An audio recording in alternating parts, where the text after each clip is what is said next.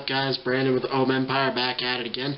I need to first and foremost apologize for my absence. I had a few things come up with work, with school, with finances, and it really took away from my ability to do these videos. I enjoy doing these vape reviews. I enjoy vaping in general, and it was really putting a damper on it, and I'm really upset because I really got into a good rhythm. I was doing 1-2 videos a week, reviews, vlogs, but everything got squared away. I should be back on track. I've got E-Ciggity review coming up. I've got Soviet Vapors review coming up. I've got my vlog with Soviet Vapors coming up. I've got a review of Somersault Vapors, who sent me their full line to review. So a big shout out to Somersault Vapors for sending that my way. I believe they're located in Buffalo, New York. Brand new company. By the time that review's up, their website should be up and running, so you can order if you see fit. More information to come, obviously. But it's not about any of that today. Today we're going to be taking a look at the Atty³. This is relatively new. It's not like fresh on the market type thing, but it's been out for maybe a month and a half or so. It's very reminiscent of the Hellboy in look and just the overall build of it. Very similar build deck, very similar style of drip tip and drip tip adapter, very similar in just the look of it overall. The airflow works a little bit differently, and obviously it's not like a cloud chasing atomizer like the Hellboy is. The Hellboy is kind of in a league of its own at this point. The last cloud chasing event I went to, the Hellboy took first and second, so obviously it's doing something right.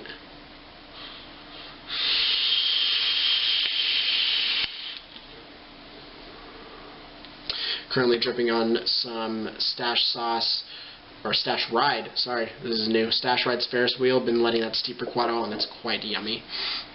But in order for us to get to know the Atty³ just a little bit better, we're going to take a quick dive down to the table, show you the up close, show you what it came with, talk on it.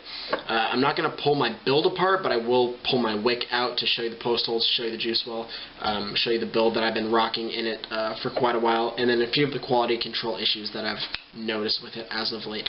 So without further ado, let's go ahead and take the up close look at the Atty³.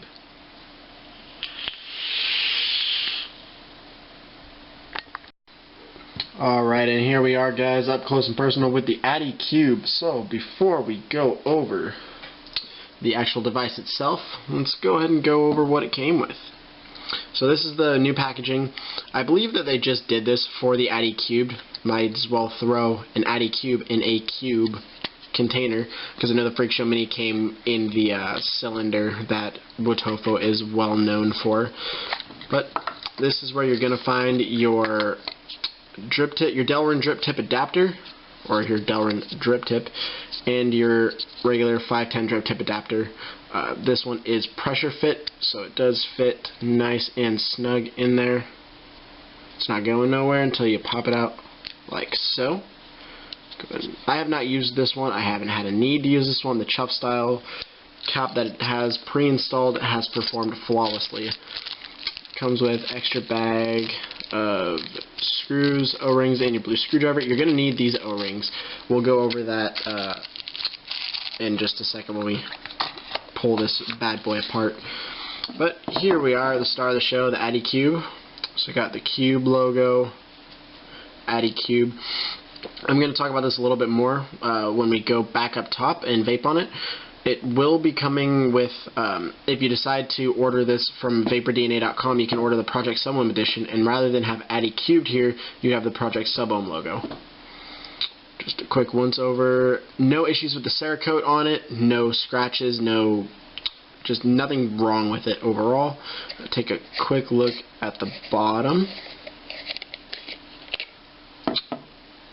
Atty³ does have its own individualized serial number. I have 2460. You can't really see it. WoToFo logo. Silver plated contact. It is adjustable.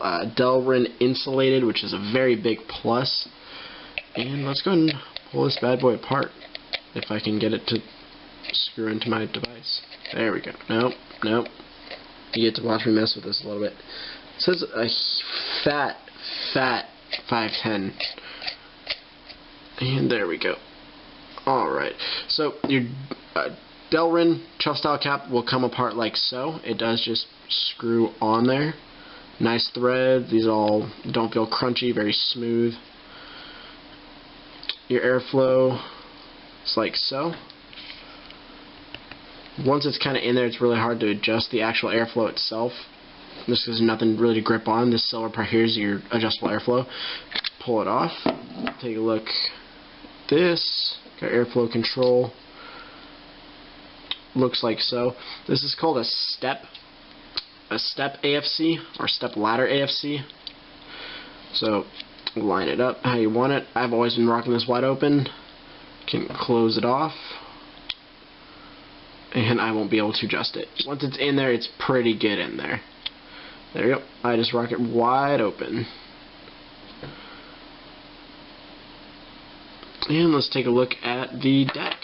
So this is the build that I've been rocking on it. This is a staggered Clapton 26 gauge core, 32 gauge outer wire, staggered with a 24 gauge.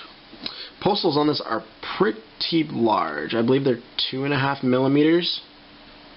Perfect for your builds like this one, where you're just going absolutely balls to the wall.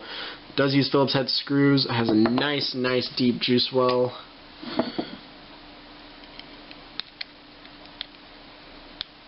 Yeah, really nice. I wonder how well these are doing. Let's see. Wow, that's such a high ramp up time. Yeah, I need to get something that isn't going to underperform these. But these coils have just been phenomenal. I really like Claptons now. I know I said I'd never use them, I'd never be intricate, and I'd never need a device that was 100 plus watts. Now I do. I need something like a Snow Wolf. I need something like a E-Ciggity 150 watt, and that's probably going to be what I get next. I'm very contradictory. See that right there? Right there. That's a piece of O-ring that has been coming apart. I've had this thing for a week or two. It's already starting to come apart. And day one that my buddy got this, we got this within 3 days, his was already coming apart. It was already breaking. He's already had to replace his. So I don't know if that's just a bad quality O-rings or it was just a QC mishap, but if you do decide to get this device, make sure you check your O-rings and make sure they're not splitting already. Luckily, it does come with the backups like I showed you. This device is... God, these postals are just huge. You can drop anything in there. Like I said, very reminiscent of the Hellboy. The Hellboy has about the same postals, about the same build deck. I think the juiced well is a little bit more shallow. But that one is definitely more aimed at cloud chasing more so than this device is. Overall, solid device. I don't think you can see it in there very well. Oh, yep, just a little bit. It is peak insulated and it does have a square post hole, which is a huge plus. But I think that we've talked about this enough. I think it's back to take it upstairs and vape on it, talk about it, tell you where you can pick up one of your own. So I will see you guys up top. We are back up top, guys. We just took a close look at the Atty3, and let's just go over a few of the pros and cons that I've noticed so far.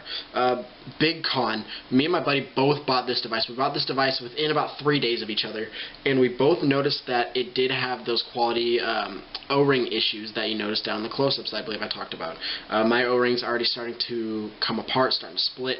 His, we noticed right when he bought it, were already starting to come apart. So we lubed it up a little bit, and it's still kind of flaking off a little bit.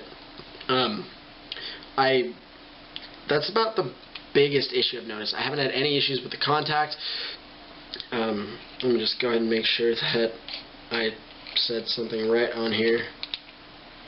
Yeah, it does have a protruding 510 pin, and I'm not 100% sure that it's adjustable. I don't think it is, but you notice that it had that square post, so if it is adjustable, you don't got to worry about your post spinning, which is a big plus. I think that all devices should be switching over to that square center post design.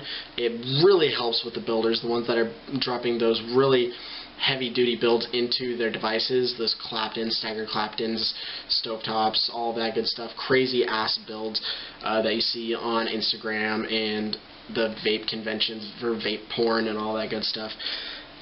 Overall though, I'm really liking the chuff top on this. I haven't used the drip tip adapter that it has yet. I just haven't had a reason to. The chuff tip that it has, I believe it's made out of Delrin, and it doesn't get hot at all. It works perfectly.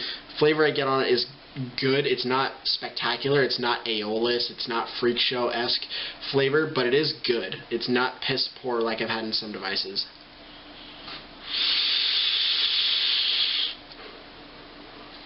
And this is part of Team Cheap Mod.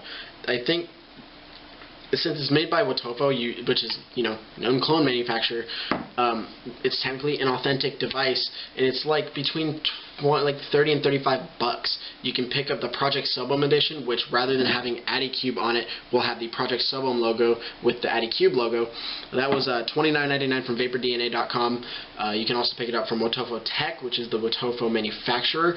If you order it from them, it's $29.99, and you can get it in black and red, which is the version that I have, stainless steel, white, green, blue, and Tiffany blue. So that's really nice. It sucks because neither E-Ciggity nor VaporDNA carry more than just the 2 color schemes. But it's okay. You get to choose where you want to buy it from. WoToFo Tech had it for $29.99, and E-Ciggity has it for I believe $32.99. I believe that they're both still in stock. They're mass produced, so obviously you're going to be able to find it. Your local B&Ms should have it as well. I've really been liking it. I really have. As soon as I drop this on a device that isn't going to be underperforming, sorry ABS box, you're not really cutting it. I need like 100 watts for this thing, so I know I'm kind of contradicting myself. Like I said in a previous video, I can't really validate having a 100+ watt device. Now I can. You saw the build that I had in the Stagger Clapton. It's wonderful, and I need more power to it.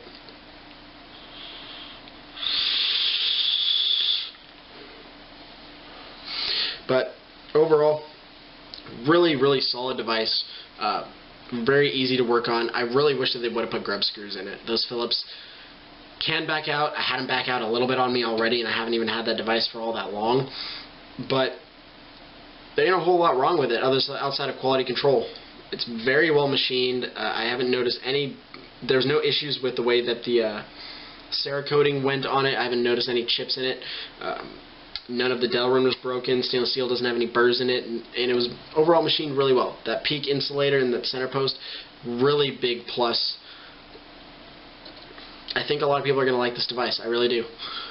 And like I said, guys, look forward to the videos that I have coming up very shortly. I will have the vlog with Soviet Vapors. I'll have the review for Somersault Vapors. I'll have the review for Soviet Vapors, along with a few other things like the eVic and a few other devices.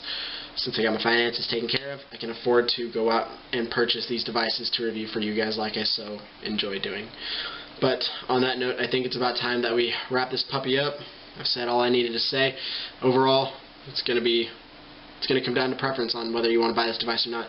So, on that note, Brandon over at Ohm Empire, signing out till next time, and as always, stay classy, Vape Fam.